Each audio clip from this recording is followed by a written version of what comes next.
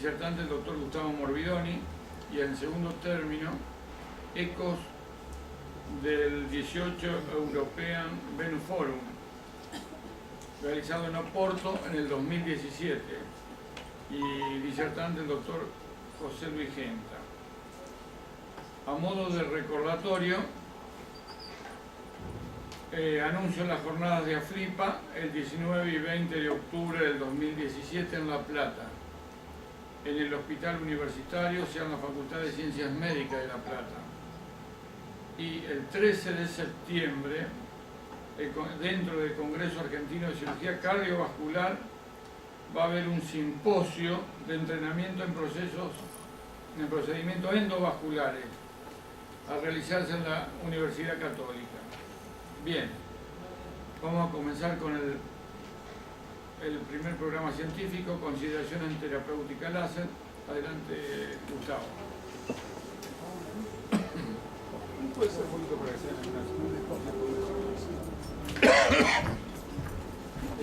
bueno, buenas noches, gracias por la invitación. ¿Qué tiempo más o menos tenemos para el exposición?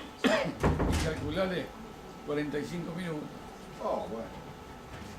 Entonces vamos a andar. ¿Lo tuyo cuánto es? Sí, 10 minutos, estamos ahí. ¿Qué sería acá? Total, me escuchan todos, no sé. Bueno, la parte quirúrgica en su mayoría la desarrollamos en el Sanatorio de la Mujer, aunque también muchas veces operamos en otros centros como SEDICA o como Sanatorio Centro.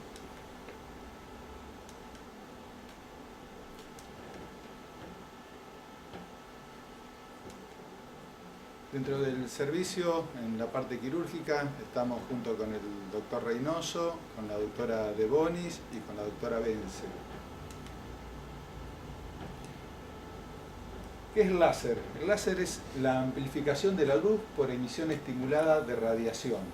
Se trata de un haz electromagnético de luz coherente, donde todos los fotones que forman este haz tienen la misma longitud de onda y se mueven a la vez en un espectro muy estrecho. Dicho haz electromagnético tiene la virtud de ceder toda su energía a un cromóforo determinado, que varía en función de dicha longitud de onda. La emisión de un haz de luz láser con una determinada longitud de onda dentro de la luz del vaso intenta la lesión permanente del endotelio, sea por lesión indirecta al producir el calentamiento de la hemoglobina, esto más con los láseres de 810 o 980 de longitud de onda, cuyo cromóforo es el rojo, o al producir la injuria sobre la célula endotelial, los láseres 1300-1470 nanómetros, cuyo cromóforo es el agua. En la terapia láser, el parámetro más importante para cuantificar la cantidad de energía entregada es la fluencia o cantidad de energía, que son los joules por centímetros cuadrados. La cantidad de joules depende de los watts, joules por segundo, y del tiempo del tratamiento, o sea, la velocidad con que vamos retirando la fibra. Debido a que la superficie de la pared venosa en centímetros cuadrados es difícil de calcular, Kapnick ha propuesto en sus trabajos una modalidad de estandarización denominada LED, o sería joule por centímetro o densidad de energía lineal, liberada por vía endovenosa. O sea que tendría que ver con los centímetros que recorremos con la fibra y no con el área de vena tratada, ¿verdad? Otros aspectos a tener en cuenta, además de la cantidad de energía a utilizar, son el calibre del vaso, el espesor de la pared, la velocidad de retiro de la fibra y el TASI. TASI es el tiempo activo sin interrupción, ya que cada vez que dejamos de emitir energía, sea para reacomodar el traductor del ecodoppler, para cambiarlo de lugar o para mejorar la imagen, se produce un tiempo muerto, generándose un descenso de la temperatura, la cual aumenta al reanudar el disparo. O sea, nosotros cuando vamos emitiendo, el láser va generando energía. Esa energía produce calor. A pesar de tener una luz que tiene un cromóforo determinado, emite temperatura también. y eso va variando cuando nosotros dejamos de emitir. Y los tiempos muertos, o lo que uno deja de emitir, no es siempre el mismo.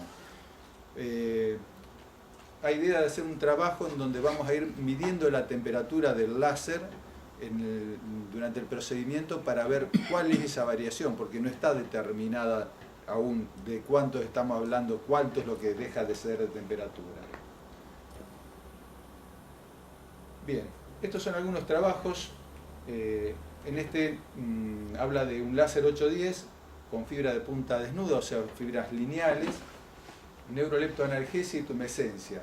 En el examen histopatológico muestran la perforación vascular con hemorragia perivascular en menos del 10% de los segmentos tratados con una energía de entre 40 y 80 Joule por centímetros. Y en todos los segmentos tratados con una energía mayor, de 110 a 200 Joule por centímetros. Digo que trabajar con una energía de 200 Joule por centímetro es exageradísimo, esto no se hace habitualmente. Según algunos estudios, la energía de trabajo de menos de 80 Joule por centímetro garantiza la oclusión del 100%, con destrucción irreversible de la vena, aunque esto cambiaría según el diámetro de la vena a tratar y la longitud de onda empleada. El trabajo de Timperman ha determinado que la cantidad de energía mayor de 80 Joule por centímetro produce resultados más eficientes que las energías menores a 80 Joule por centímetro, sin diferencias en los efectos secundarios. Pierre Aubry, utilizando un diodo de 1300 nanómetros, usa una energía de 80 a 90 Joule por centímetros. Banner, con un equipo de 1470, 90 Joule por centímetro. Riera considera una energía de 60 a 70 Joule por centímetro de vena tratada como la adecuada. Yo le diría que todo esto está bien y hay otros parámetros a tener en cuenta. Esto es muy general, ¿verdad? Acá un trabajo donde se evalúa un láser de 1470 nanómetros reportando una tasa de éxito del 100% con un promedio de LED de 107 Joule por centímetro para el tratamiento de la vena safena magna. En las extremidades que se utilizó un LED de 100 Joule por centímetro se observó una incidencia considerablemente mayor de las parestesias, llegando a un 15.5% en comparación con los miembros que recibieron menos de 100 Joule por centímetros, 2.3%. Según todos los estudios más o menos publicados, la energía óptima está en el rango de los 60 a 100 Joule. Y hay mucha diferencia de utilizar 60 a 100 Joule. El porcentaje de energía es mucho. Y ahora vamos a ver qué parámetros tener en cuenta, cuándo nos vamos a acercar más a 60 y cuándo nos vamos a acercar más a 100. En cuanto a las distintas cosas que uno puede tener en cuenta son las fibras. Se puede usar una fibra lineal o una fibra radial. O se pueden usar las dos, fibra lineal y fibra radial. ¿Qué se puede elegir? ¿Qué opciones tenemos? Fundamentalmente va a depender del equipo con el cual estoy trabajando. Todos los láser de 980 o menos nanómetros tienen mucho más temperatura, por lo cual se puede usar solamente fibra lineal. No permiten la utilización de la fibra radial. La fibra radial se quema fácilmente en estos láseres y no emite como tiene que hacerlo. Trabajando con un 1470 yo tengo la posibilidad de elegir entre fibra lineal y fibra radial.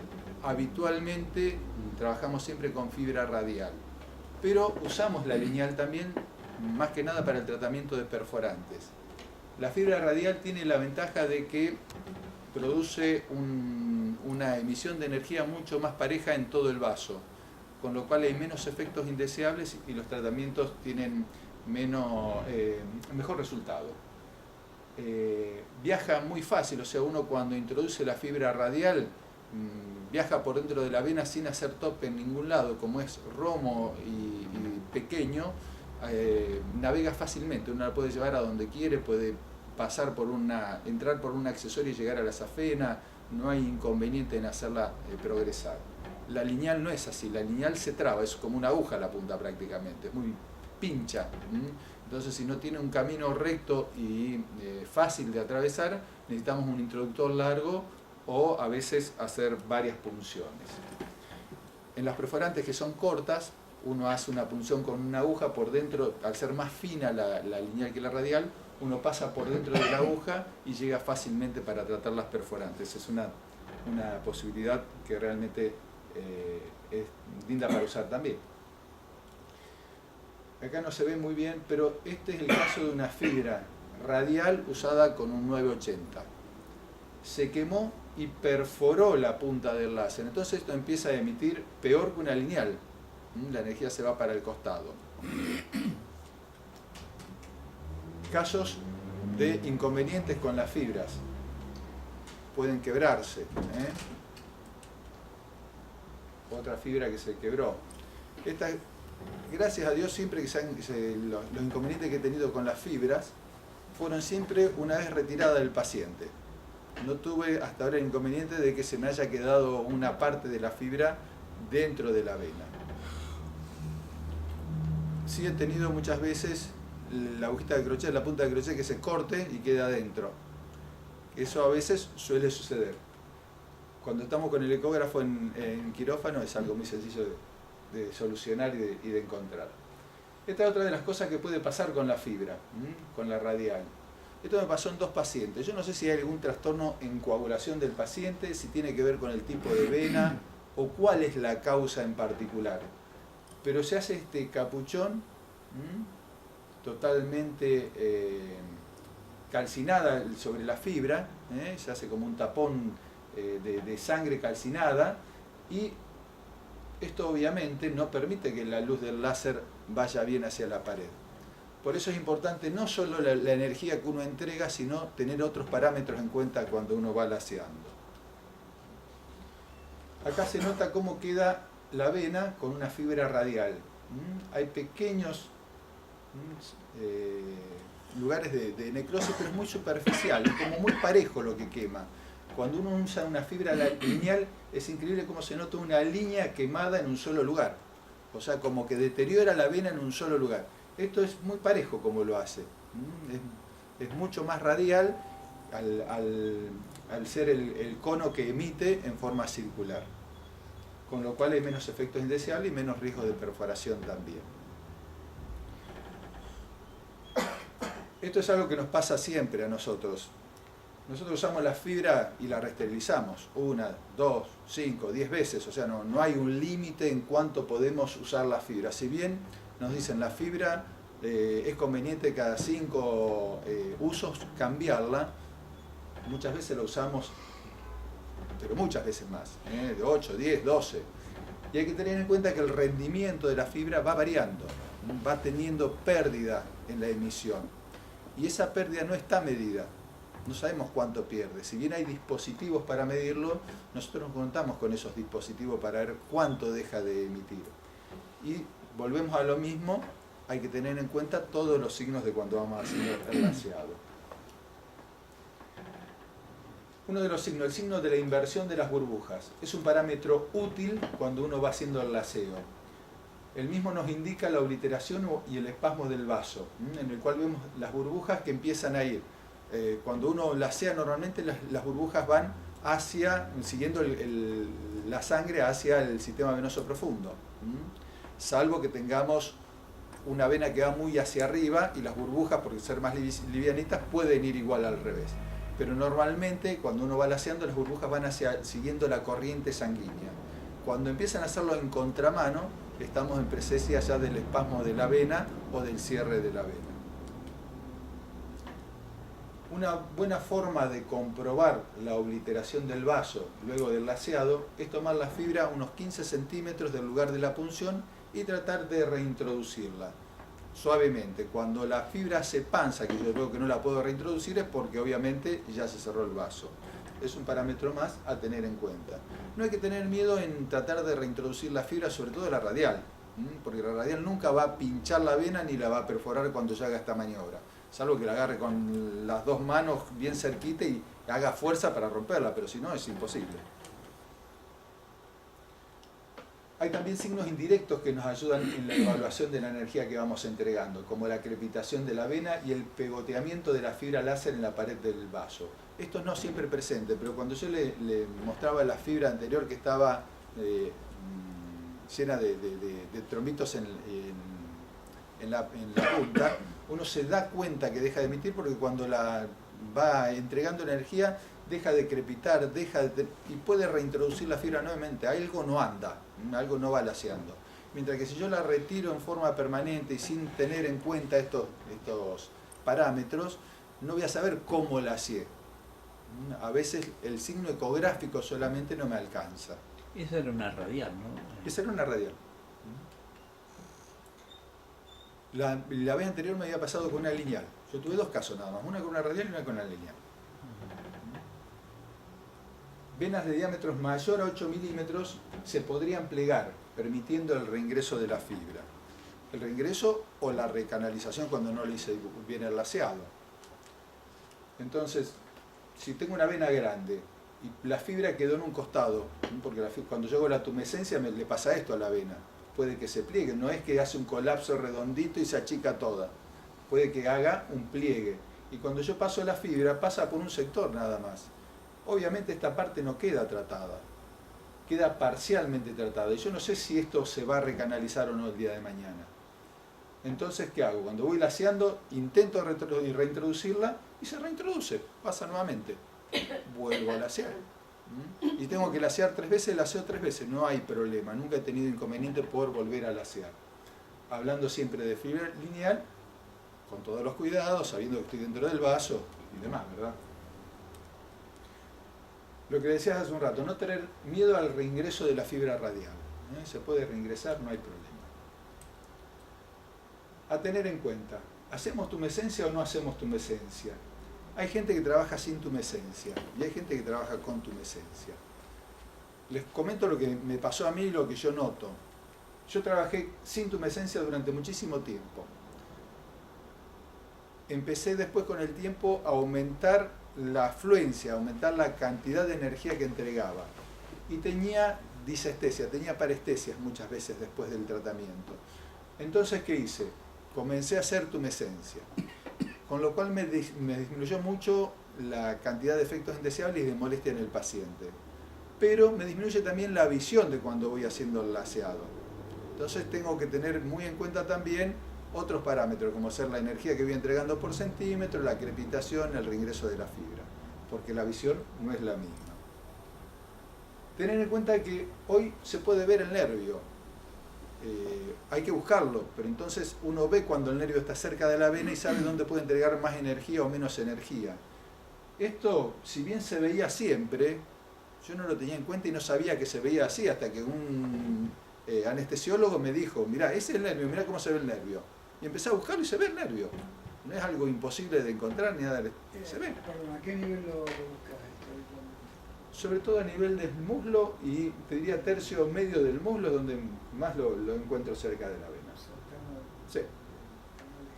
Exactamente. Apertura o no del callado. Yo creo que hoy en día todos los que hacemos láser no abrimos el callado, salvo que uno haya visto en la ecografía un aneurisma del callado y quiera operarlo a cielo abierto. A mí me pasó en un paciente donde estaba haciendo el láser y cuando llego arriba al callado no estaba descrito y me encontré con un venoma terrible, tenía 3 centímetros la dilatación de la vena y no me animé a hacerle el láser, porque llegaba bien. Entonces fui, ligué, hice el láser de la parte distal. Sirve hacer el láser de la parte distal y ya tenía el equipo, pero se puede hacer, una vez que abrió el callado, uno puede hacer una safenectomía también, no es que sí o sí haya que hacerlo con láser. Sí creo que lo endovascular genera menos trastorno de todo lo que es la perivena, que cuando la sacamos siempre, por más que lo hagamos por imaginación, podemos dañar más. Entonces, apertura o no del callado, el que quiera abrirlo, lo puede abrir, no hay ningún problema, pero yo creo que si le voy a hacer una cirugía endovascular es para no abrir el callado, si no le hago otra técnica. Sedación o bloqueo.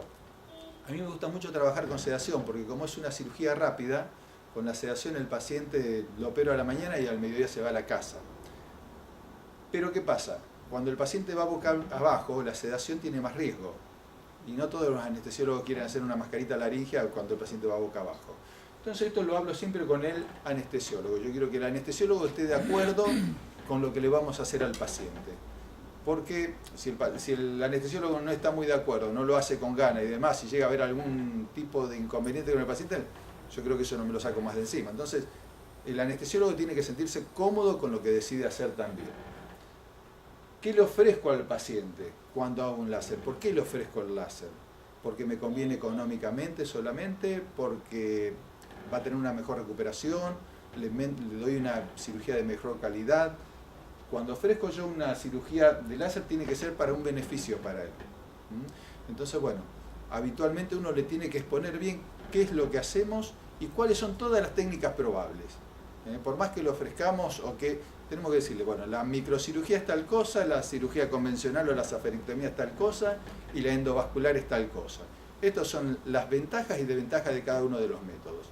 El paciente tiene que conocerlo todo y hay que consensuarlo con el paciente. O sea, no tiene que decidirlo el paciente solo porque el paciente no tiene la capacidad a veces para discernir qué es lo mejor para él. Pero tenemos que orientarlo y ser lo más objetivo posible cuando lo hacemos. Porque si no le vamos a decir a todos los pacientes que hagan la misma cirugía y yo creo que no es algo ético.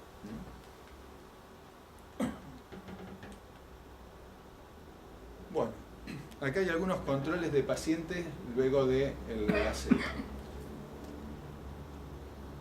Esto es a los 7 días después del láser, una vena que medía más o menos 8 milímetros. Se nota bien cómo está,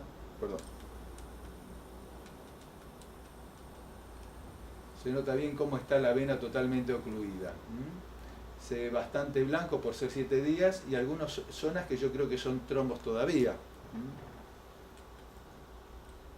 Lo mismo, otra vena distinta, 7 días también, parte totalmente fibrosada, acá se nota fibrosis en la parte inferior, y esto que es una fibrosis menor, si uno se fija bien, tiene también zonas más grisáceas.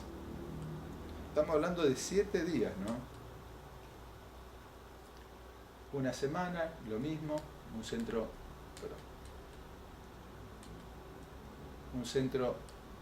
todavía con menos fibrosis, pero la fibrosis es bien radial, es de toda la vena. Acá a los 30 días, ya el trombo, la fibrosis es prácticamente bastante importante, no hay registro de circulación en absoluto. Una semana. Esa debe tener 1 centímetro por lo menos. Y un poco más.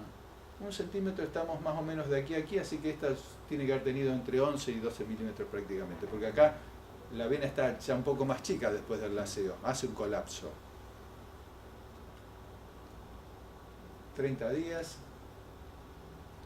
es increíble cómo se nota la fibrosis de la vena, prácticamente está desaparecida. Yo le digo que hay pacientes que los controlo después de varios años y cuesta encontrar dónde estaba la vena. 30 días, lo mismo. Este es 1 año. Queda totalmente fibrosada, no hay ningún signo de posibilidad de... Eso es. El callado. 1 año. 2 años. Queda una fibrosis total y ahí no hay circulación, no es que hay un hilito que pase ni nada, no pasa absolutamente nada. Complicaciones.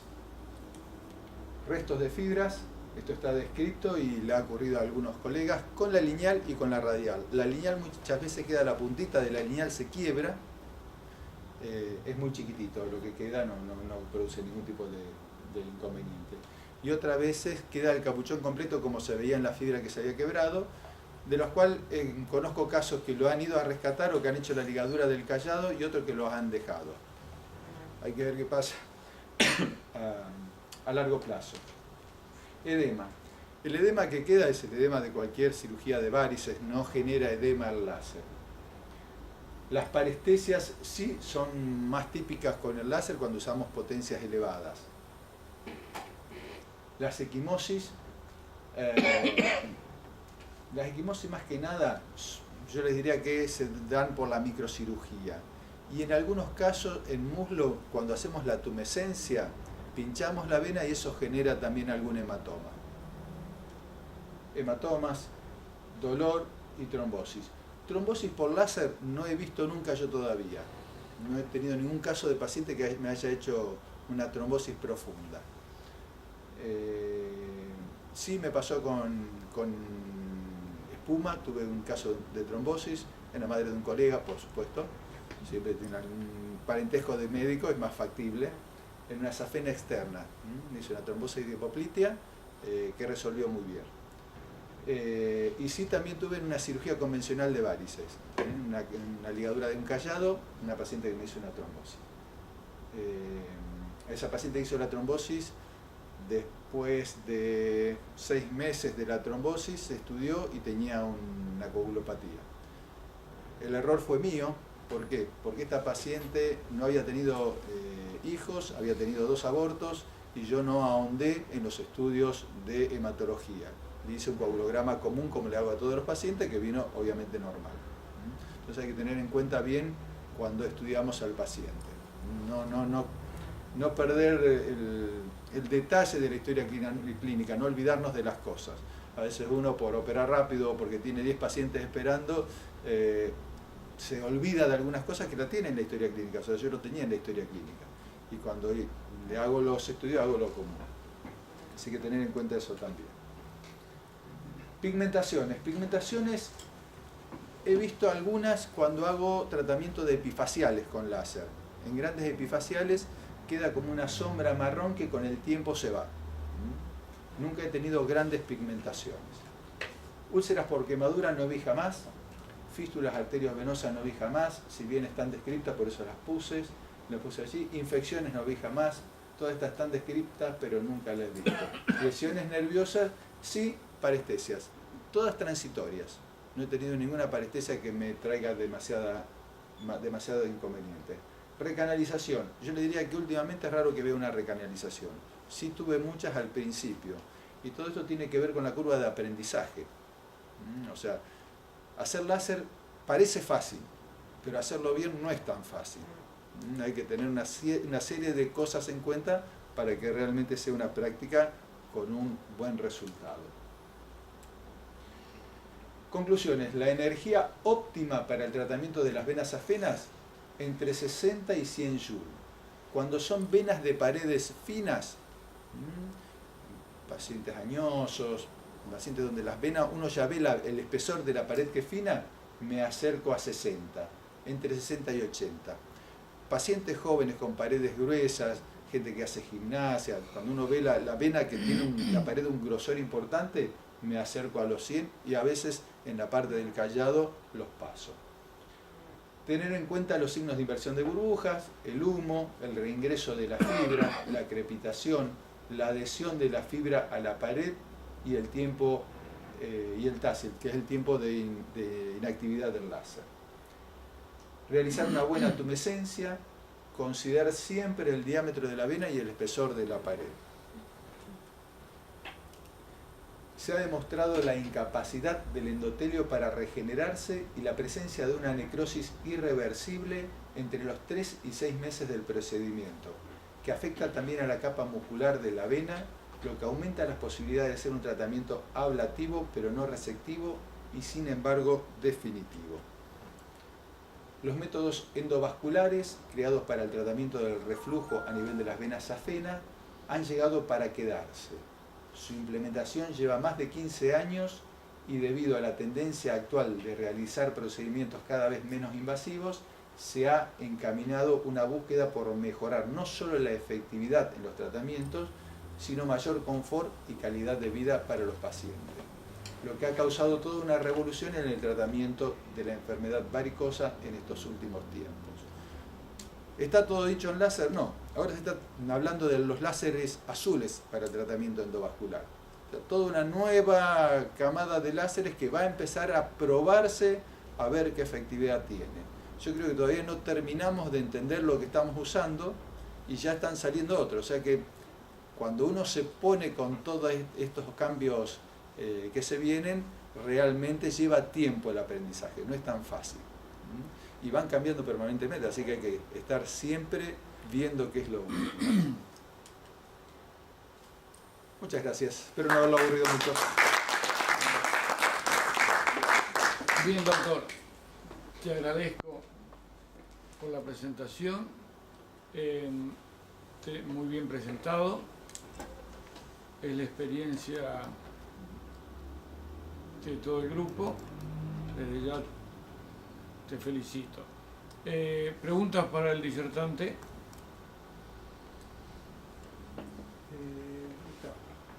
Te felicito también por el trabajo, realmente muy interesante. Te quiero consultar cuánto tiempo usás venda elástica y cuánto tiempo media elástica vos tratamientos. Yo generalmente uso una semana de venda elástica y no uso más nada, ni media ni nada, salvo que haya disconfort por el paciente. Tiene que ver con, generalmente si yo hoy operé una paciente que tenía una insuficiencia safena con una safena de 6 milímetros y una accesoria en la cara anterior de la pierna. Eso anda bien siempre con baja cantidad de vendaje, no necesita tanto vendaje ni tanto cuidado. Cuando uno opera a un paciente que tiene una vena safena de más de 1 centímetro, con muchas accesorias, con mucha microcirugía, la elastocompresión la extiendo más, a veces 15 días. Depende de cada paciente en particular y no es siempre igual, lo tengo que ir viendo según el confort del paciente, porque la elastocompresión, ¿cuál es la función de la elastocompresión? Tratar de que se inflame menos, que haya menos hematomas y limita el dolor. Entonces, según el confort del paciente, el paciente dice, no, me molesta la venda, no me la puedo poner, se me cae, me queda mal y a mí no me molesta, quiero estar sin venda. Está bien que esté sin venda. No, a lo que es el resultado del tratamiento no va a influenciar. No cambia. Sería bueno que comentes por qué le hacemos corticoide en el postoperatorio. No, eso sí, siempre todo el paciente que va al láser yo le hago un corticoide de depósito, salvo que sea un diabético importante o un hipertenso, y tiene que ver con que lo que hablábamos hoy, toda entrega de energía produce calor, o sea, produce como una quemadura. Y el corticoide lo hago justamente por eso, para evitar los inconvenientes o la molestia que puede generar esa temperatura en la pierna. Es como un antiinflamatorio. Perdón, ¿siempre hiciste tumescencia? No, como decía, yo al principio no usé tumescencia durante mucho tiempo, pero también fui variando la energía. Yo al principio usaba menos energía, entonces no tenía ningún tipo de inconveniente con hacer o no hacer tumescencia porque no tenía efectos indeseables. Al ir aumentando la energía, empecé a tener más molestias por parte del paciente y ahí comencé con la tumescencia. Claro, nosotros que hacemos radiofrecuencia, para nosotros la tumescencia es fundamental para acercar la pared a la fibra de la radiofrecuencia. No, pero son dos No métodos tenemos totalmente opciones, distintos. son cosas distintas, no Sí. tenemos opciones de no hacer. Pero bueno, yo sabía que algunas veces ustedes lo hacían y no entendía por qué, y a veces sí, a veces no, depende de la energía que O sea, ofrece una de la las causas, o sea, la causa por la cual yo empecé es la energía, pero te vuelvo a repetir, la tumescencia tiene ventajas, ¿por qué? Porque vos separás la vena Claro. de otros elementos para que no haya calor en un nervio, calor en otro tejido que pueda inflamarse, por un lado. Por otro lado, te quita visión. Vos cuando haces tumescencia perdés la nitidez de la visión que tenés con el ecodoppler. Pero Vos si no no haces... nos pasa eso. Y perdés mucho No visión. sé, Sí. nosotros lo vemos bastante bien. No se ve igual cuando vos hiciste tumescencia, te cambia el lugar. Sí. Estás colocando líquido, o sea, la densidad de los tejidos varía totalmente y te varía la visión. No tiene que ver con el equipo que uses, con la nitidez del equipo, sino con el líquido que vos colocás en la zona. Igualmente se ve, Nosotros hacemos la tumescencia con la fibra adentro. obviamente, Sí, sí, obviamente. Sí, Y si no, no además puede pasar para la fibra. despegarla, a veces en paciente delgado, para despegarlos de la piel. Te Para que alejas de la quede- piel, pero bueno, no te olvides que la temperatura perivascular que genera la radiofrecuencia es totalmente distinta a la que genera el láser. Total, es Vos 120 tocás grados con el... centígrados, ustedes ya 600, 800. Pero la perivascular es mayor en la radiofrecuencia que en el láser. La perivascular. Sí, Porque esto levanta mucha temperatura muy cerquita.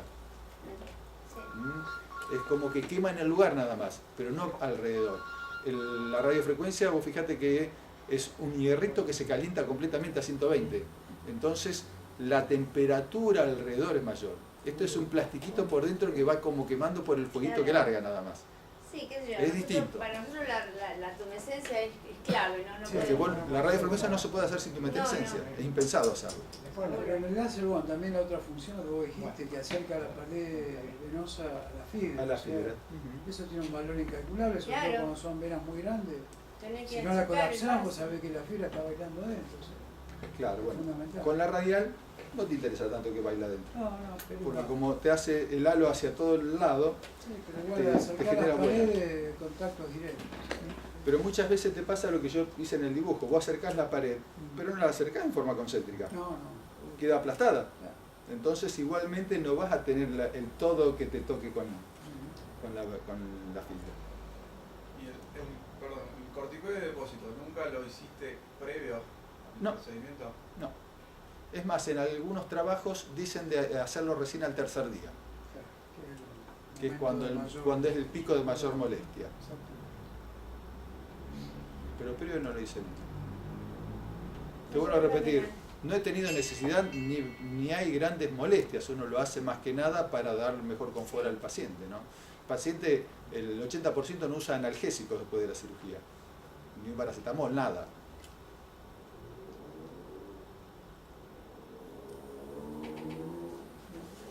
Bien, ¿alguna otra pregunta del auditorio? Bien. Gracias, doctor. Pasamos al segundo tema. Adelante, doctor Genta. Buenas noches a todos.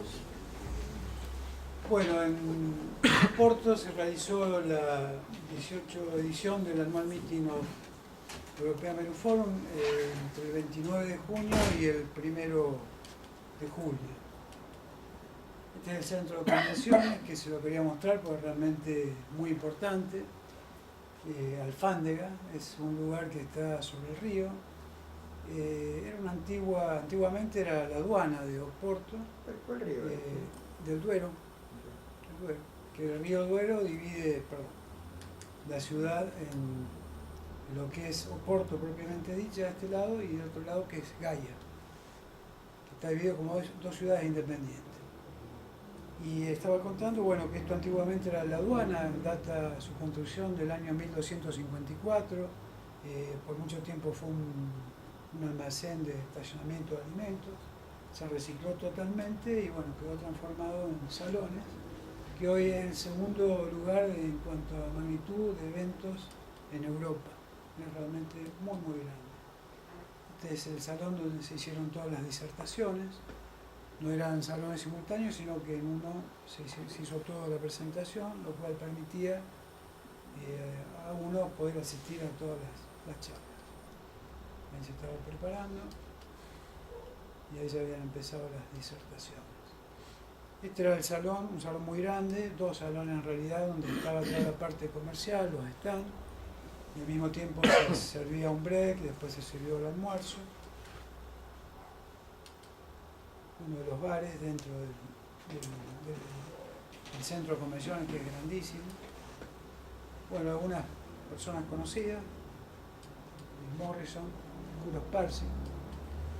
Y bueno, yo quise mencionar la gente más destacada que asistió a este congreso, como Nick Morrison, Kuros Parsi, Marianne Meissener, Evera Rabin, Michel Parren, Jean-Luc Gillet, Andrés Nicolai, Atilio Cabesi, Claudine Desnos, Robert Lagnick y Jorge Ulloa, entre otros, ¿no? Bueno, con respecto a los trabajos, hubo trabajos muy interesantes, hubo una gran cantidad de trabajos presentados por colegas rusos, distintos a otros años. Realmente yo creo que más de la mitad los presentaban los rusos. Pero bueno, yo extraje dos de los trabajos que me parecieron interesantes. Uno es este, es un trabajo presentado por Robert Bachowski. Robert Bachowski es un médico de la República Checa y hace una comparación usando el láser 1470 con dos tipos de fibra, la fibra radial convencional y la fibra radial de doble anillo. Compara la efectividad clínica y la seguridad de los dos tipos de fibra en la ablación láser endovascular en vena safena varicosa. Con respecto a la fibra radial convencional, un poco bueno lo que estaba comentando Gustavo hace un rato, Esta fibra se caracteriza por producir un efecto homogéneo, por menos posibilidades de perforación, menos dolor y menos hematoma, y tiene sí algún pegamento de la fibra a la pared. La fibra de doble anillo, siempre usando el mismo láser 1470, tiene una distribución más homogénea de la energía en la pared venosa y es menos pronunciado el efecto de adherencia, el pegamento de la fibra que se produce al hacer el pullback. Se usó para este trabajo un láser Biolitic de 1470, todas las punciones fueron guiadas por ultrasonido, se realizó anestesia local tumescente en todos los casos, la fibra se posicionó a 1 centímetro de la unión safeno-femoral, la potencia fue de 10 watts con un LED de entre 80 y 94 centímetros joules por centímetro. Se hizo en todos los casos concomitantemente flebectomía y la compresión con medias se utilizó durante 3 semanas en total. En cuanto a los puntos más importantes que se estudiaron, primero fue la eficacia, medida con el rango de oclusión. Se hizo un chequeo al día siguiente, al 6º día, a los 3 y a los 6 meses, y también al año. Y también se vio, digamos, en cuanto a la seguridad, la incidencia del dolor en el mismo periodo de análisis. Bueno, material y métodos en este trabajo, entre enero de 2013 y septiembre de 2015, fueron randomizados 94 pacientes con varices primarias, divididos en 2 grupos, 46 de ellos tratados con la fibra radial convencional y 48 tratados con fibra de doble anillo. Siempre se usó el mismo láser, 1470, como dijimos. El porcentaje de oclusión, el dolor en la región tratada y el nivel de calidad de vida fueron evaluados al día, al 6º día, a los 6 meses y a los 12 meses. Con respecto al rango de oclusión, notamos que al primer día de medición, estos colegas encontraron que la oclusión era exactamente igual, o sea, el 100% tanto para la fibra radial común como para el doble anillo.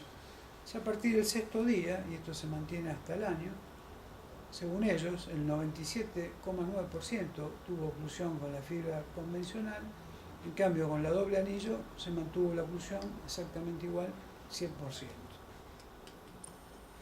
Con respecto a las complicaciones postoperatorias, bueno, la induración fue mucho mayor en la utilización de la fibra radial convencional, 4 casos contra 2 casos en la doble anillo.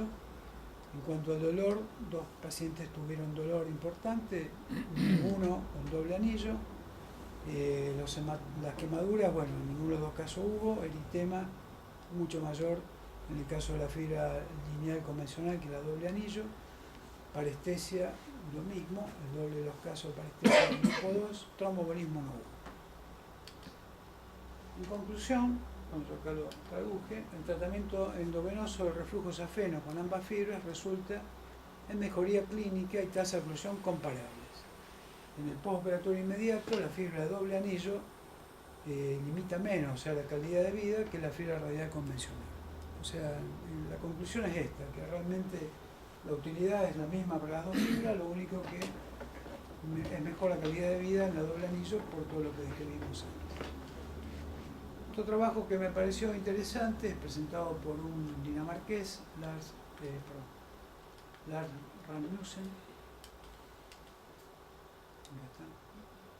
que compara radiofrecuencia, láser, escleroterapia FOAN y cirugía convencional con stripper en un periodo de 5 años. Radiofrecuencia, láser, ligadura alta con stripping y EcoFOAN. Se estudiaron 580 miembros con reflujo de safena interna y venas varicosas.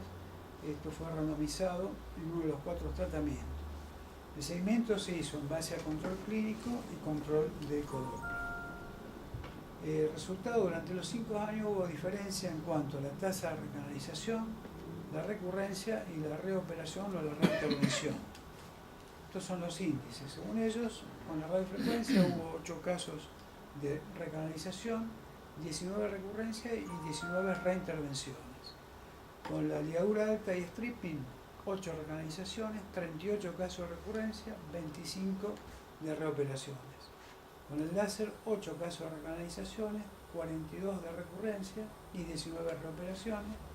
Y con el EcoFoam, 37 recanalizaciones, 28 recurrencias, 43 casos de reintervención. En cuanto al dolor, fue mayor con el láser, en segundo nivel con el stripping y ligadura alta, en tercer lugar con el EcoFoam y en el último lugar con la radiofrecuencia. En cuanto a la oclusión, acá se ve que en el primer año los índices son bastante parecidos, el láser y la radiofrecuencia van casi de la mano. Un poco más abajo tenemos el EcoFoam. Y a partir del primer año, la posibilidad de recanalización cada vez es mayor para lo que es EcoFoam. Por eso se va alejando de la tasa de oclusión. En conclusión, el EcoFoam es menos eficiente que la termoablación y que el stripping. La radiofrecuencia es menos dolorosa y podría haber diferencias clínicas en cuanto a la recurrencia. Eso es todo. Les traje algunas fotos de Oporto, que es una ciudad muy linda para conocer. Realmente lugares muy